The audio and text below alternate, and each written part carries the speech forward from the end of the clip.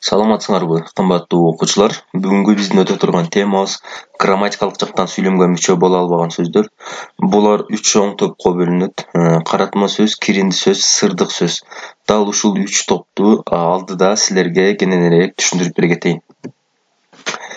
Сүйлөм тизмегинде грамматикалык жактан өздөрү сүйлөмгө мүчө боло албаган, мындайча айтканда, баяндоочу, айкындоочтун милдетин аткара албаган сүйлөм мүчөлөрү менен тикеден тике же кыйыр түрдө байланыша албаган сөздөр учурайт. Булар албетте аларды биз эмне дейт экенбиз балдар? Каратма, киринди жана сырдык сөз деп атайбыз. Эми дал ушулардын ар бирине токтоло кетсем, каратма сөз бирөөгө тике арналып, чакыруу иретинде айтылган сөздөр каратма сөз деп аталат. Мисалы, Автандил байге мойну сынган орокту кадатып жибериңизчи. Беккул эмнең ооруйт. Дал ушул сүйлөмдө Автандил байке дегенде биз Автандил байкени өзүбүзгө каратып алуу максатында колдондук. Бул жерде бир эскерте кетчү нерсе балдар, каратма сөздө сөзсүз түрдө үтүр коюлат. Каратма сөздүн тыныш белгилери: каратма сөз сүйлөмдүн башына келсе, өзүнөн кийин үтүр коюлат. Бул сүйлөмдө биз адамды же болбосо жаныбарды же болбосо адамды же бирөөнү өзүбүзгө каратып алуу максатында сүйлөмдүн башында келе турган болсо, анда биз өзүбүз ошол нерсени каратып алгандан кийин сөзсүз түрдө үтүр коюлуп, андан кийин сүйлөм башталып кетет. Кийинки каратма сөз сүйлөмдүн ортосунда орун алса, анда анын эки жагына тең үтүр коюлат. Мисалы, ооба, жылдызым, азыр барабыз. Мисалы, бул жерде жылдызым деген каратма сөздө бул кимдир бирөөгө арналган сөз. Жылдызым дегенге чейинки ооба дегенде жана жылдызым дегенден кийин сөзсүз түрдө үтүр коюлат. Кийинки сүйлөм кылып көрөлү. Айткандай, Наташа, сени кечээ бир киши сураган. Бул жерде дагы айткандай деген сөздөн кийин Наташа деген кишини мындайча айтканда айымды биз өзүбүзгө каратып алуу максатында сүйлөмдүн ортосуна келгендиктен үтүр койдук. Каратма сөз сүйлөмдүн аягында орун алса, анда анын өзүнөн мурун үтүр коюлат. Мисалы, уктап алайынчы, апаке. Жаман көрбө, Сергейжан. Бул ошол сүйлөмдө бул аягында келгендиги үчүн анын үтүр биз ага чейинки сөзгө үтүр коюлду. Ушул 3 шарт каратма сөздө сөзсүз түрдө колдонулат балдар. Кийинки биздин бөлүгүбүз киринди сөз. Айтылуучу ойдун ар түрдүү кырдаалын билдирген сөздөр же сөз тизмегин киринди сөз деп атайбыз. Буга мисал келтире кете турган болсок, болгондо да алыс кеткенде болушту.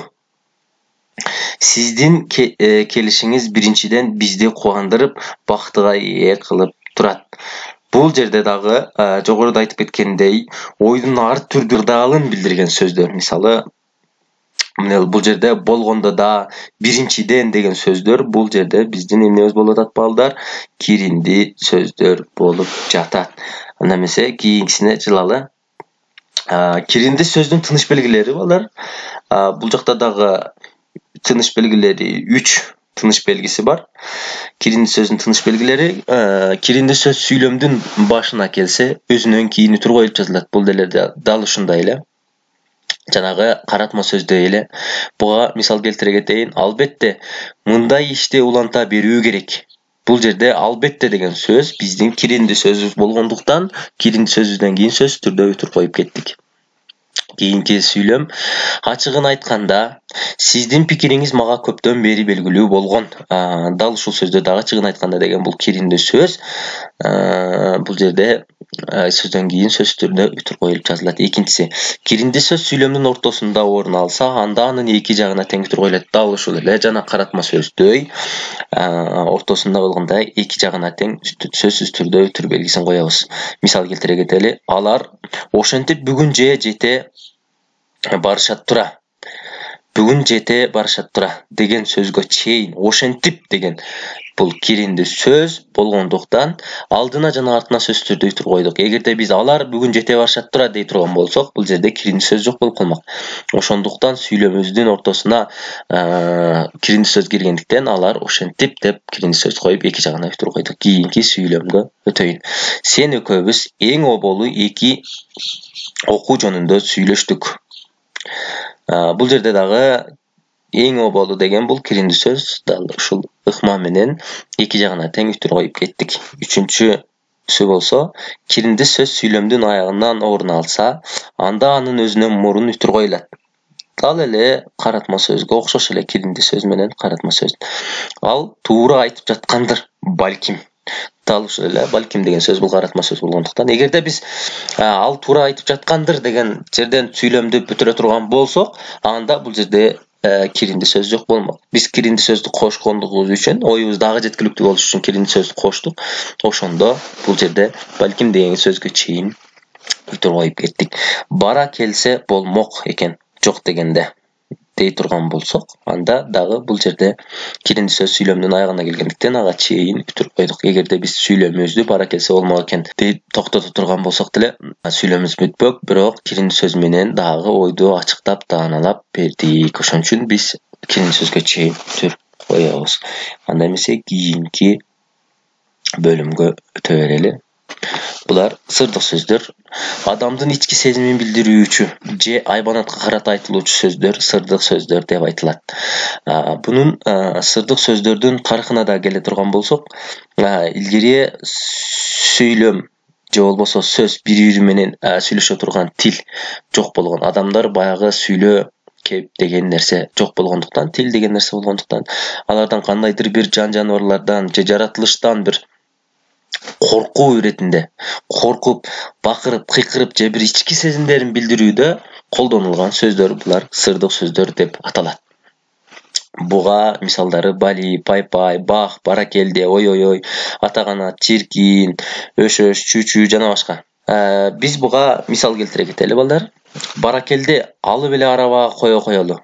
Бул жерде дагы баракелде деген сөз бул сырдык сөзгө кирет.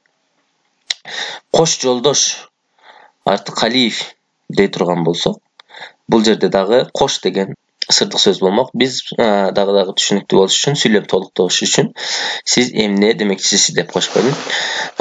Саламу алейкум байкелер дей турган болсок, же болбосо ассаламу алейкум окуучулар, же саламатсыңар урматтуу окуучулар дей турган болсок дагы бул жерде саламдашуу бул сырдык иретинде сөз болуп кирип кетет. Буга албетте алейкум салам деп сөзсүз түрдө айтып койгонубуз дурус болот. Кийинки сырдык сөздөрдүн түрлөрүнө өтсөк балдар, сырдык сөздөрдүн маанисине карата ички сезимди билдирүүчү сырдык сөздөр жана айбанаттарга карата айтылуучу сырдык сөздөр болуп эки чакан топко бөлүнөт. Булар ички сезим билдирүүчү сырдык сөздөр булар. Мындай сырдык сөздөр кубанганда, сүйүнгөндө, өкүнгөндө, таң калганда, корккондо, чочуганда, кайгырганда жана башка ушундай ички сезимди билдире турган жерлерде колдонулса болот. Мисалы, бали, пай-пай, эх, и, чиркин ай жана башка. Бах, чиркин жана башка ичиңдеги нерселерде вау жана ушундай ушул сыяктуу сөздөрдү колдонсок болот. Анда эмесе кийинкибиз бул албетте айбанаттарга карата айтылуучу сырдык сөздөр. Мындай сырдык сөздөр айбанаттардын жана канаттууларды айдоого, чакырууга карата айтылган сөздөр болуп келет. Мисалы, чү-чү, түтү, өш-өш, чойт-чойт, кайт жана башка, кош же болбосо жана ушундай ушул сыяктуу сөздөрдү колдонуп кетебиз. Кийинки сырдык сөздүн тыныш белгилери. Албетте биз каратма сөз, киринди сөздөрдө дагы тыныш белгилерине кайрыла кеттик. Эми сырдык сөздөрдүн да тыныш белгилерине кайрыла кетпесек болбос. Бул сырдык сөздө 5 тыныш белги бар. Ошолорду бирден силерге айтып берейин. Силер дагы кулак салып угуп, дептериңерге маанилүү жерлерин жазып алсаңар болот. Сырдык сөз сүйлөмдүн башына келсе өзүнөн кийин сөздөрдө өтүр коюлат. Айрым учурларда илеп белгиси коюлат. Жанагы илеп белгиси коюлат дегеним балдар, кээде күчтүү сезим менен айта турган болсок, анда сөз түрдө үтүрдүн ордуна илеп белгини коебуз. Бул жерге мисал келтире турган болсок балдар, бали-бали, ишиң оңунан келиптир дей турган болсок, бул жерде бали-бали деген сөздө сөз түрдө үтүр коебуз. Кийинкиси, сырдык сөз сүйлөмдүн ортосунда орун алса эки жагдан үтүр коюлат. Кокуй-кокуй, ал эмнең дей турган болсок, бул жерде кокуй-кокуй деген сөз албетте сырдык сөзгө кирет. Кийинкиси, сырдык сөз сүйлөмдүн аягынан орун алса өзүнөн мурун үтүр коюлат. Жанагы эле Киринди сөз каратма сөздөрдөй эле bundan дагы эгерде сүйлөмдүн аягына келе турган болсо сөзсүз түрдө ага чейин сөзсүз түрдө үтүр коюлат экен. Мисал келтире турган болсок балдар, жеримден кетип баратам, кайыр кош дей турган болсок, анда сөзсүз түрдө кайыр кош деген сырдык сөз сүйлөмгө чейин сөзсүз түрдө биз үтүрүп коебуз. Кийинкиси сырдык сөздөр күчтүү сезим менен айтылып, сүйлөмдүн тутумунан өзүнчө бөлүнө турган болсо, анда сырдык сөздөрдөн кийин илеп белги коюлат да, кийинки сүйлөм баштамга менен жазылат. Мисалы, бали, черте түш дей турган болсок, же болбосо бали, черте түш байке, же болбосо ар кандай ушул сыяктуу желек сөз менен колдоно турган болсок, же болбосо өзүбүзгө кайсы ыңгайлуу сөздү колдоно турган болсок, ошого сөзсүз түрдө бали деген алгачкы сөзүбүздөн кийин күчтүү сезим болгондуктан сөзсүз түрдө илеп белгисин коебуз балдар. Кийинкиси сырдык сөздөр кайталанып айтылса, арасына дефис коюлат. Мисалы, пай-пай, куру-куру жана башка ушул сыяктуу жашообузда колдонгон сөздөрдүн ортосунда сөзсүз түрдө ушундай тире белги же болбосо дефис коюлат. Эми балдар, силерге үй тапшырма. Ушул 3 бөлүмдү тең дептериңерге түшүрүп, өз алдыңарча жашооңордо колдонгон сөздөрдү гана, чакан гана, көп эмес, азыраак кылып туруп, жашооңордо колдонгон каратма киринди сырдык сөздөрдү тизмелеп, мага жиберип койгула. Күнүңөр көңүлдүү өтсүн.